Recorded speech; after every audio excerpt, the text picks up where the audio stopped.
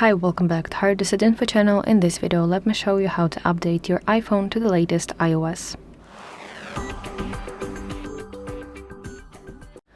So let's open settings, and now you're gonna scroll to section General. From here, let's tap Software Update. And now if you see here Update Now button, then you have an option to update your iPhone to the latest iOS version. If not, it will say you are on the latest version, iOS version. And as well, some key steps for updating your iPhone. First, ensure that your device is connected to Wi-Fi and plugged into power. As well, you can use iCloud to back up your data before updating to avoid data loss. And